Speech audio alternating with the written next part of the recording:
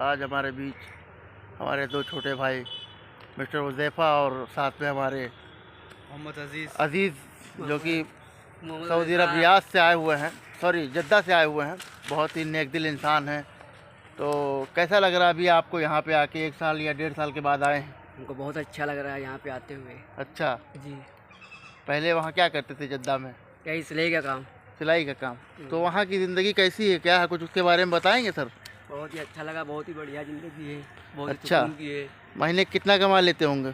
महीने के 30-35 हज़ार 40 हज़ार। जो काम के ऊपर था, मतलब काम के ऊपर, जैसा काम वैसा वो। जैसा काम वैसा।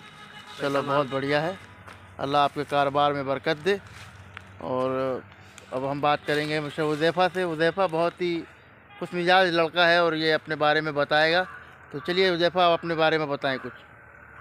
अली शेर और एक का नाम था राजा और एक का नाम था हसन। अच्छा पांचों अच्छा बेटे थे। अच्छा जो 2 बेटे तो जंग में शहीद हो गए, तो 3 बेटे बचे। तो 3 बेटों को अपने पास बुलाया और उनको समझाया कि देखो बेटा, मैं कुछ दिनों के लिए मैं बाहर जा रहा हूँ रानी साहब के लिए मिलने, तो आप लोग कुछ किले की रखवाली करना। तो जो उनके सैनिक थे तो उनको भी बता गए थे कि अब मेरे बेटों पे थोड़ा सख्ती करना, कि ये थोड़ा मतलब दोस्ती यारी में खेलने कूदने निकल जाते थे। इतना बड़ा किला है, कब तक कहाँ घूमने निकल जाएं।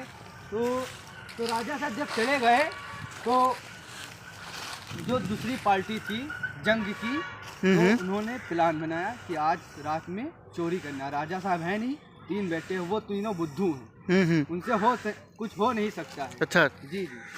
तो वो लोग रात में आए चोरी करने। हाँ। तो जब चोरी करने आए तो राजा साहब नहीं थे, 3 बेटे वो सो रहे थे। 3 बेटे सो रहे थे। तो यही रास्ते से वो लोग आए थे। ये जो रास्ता हम आपको दिखा रहे हैं, अच्छा यही रास्ता था। अच्छा। तो काफ़ी वीराना टाइप का लग रहा है। डरावना टाइप का, डरावना टाइप का है ये रास्ता। अच्छा। तो यहीं पर बस यहीं पे एक भगोना था। अच्छा भगवना था, जिसमें जेवर और जो भी थे राजा साहब को बहुत पुरानी चीजें थी।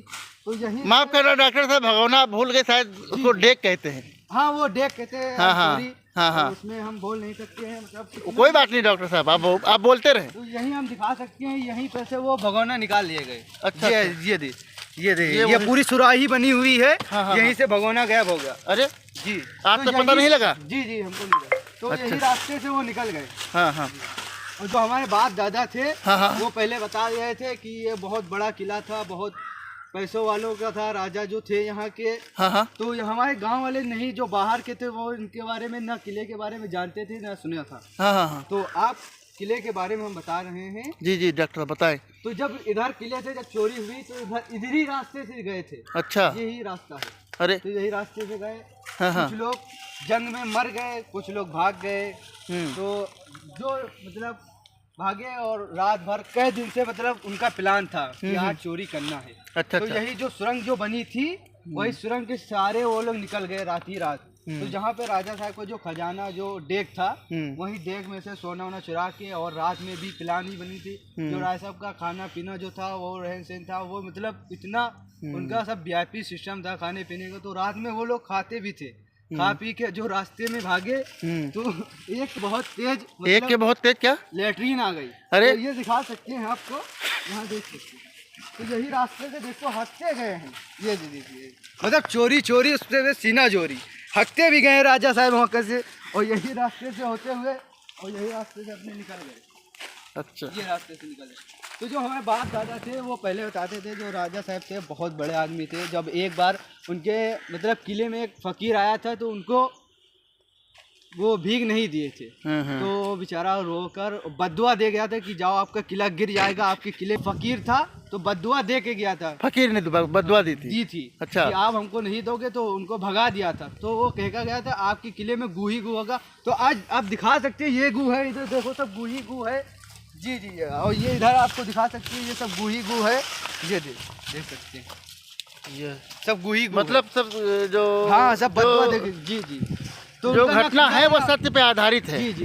ना अच्छा। किला रहा, हाँ। सोना रहा। जो थे वो भी मर गए, वो सब भाग गए। सब ऐसे ही रानी देखो सब पड़ा, कोई भी नहीं है। रानी साहब थी, और ये बगीचा था रानी साहब का। ये देखो सींचे हुए सब पेड़ बेचारों की हैं, मतलब कितनी लोगों की मेहनतें, जो कितनी मेहनतों से जो किले विले बनाए, और मतलब कितने बेचारे यही में दब के मर गए। हाँ, हाँ, जो यही बॉर्डर था, ये राजा साहब का बॉर्डर था।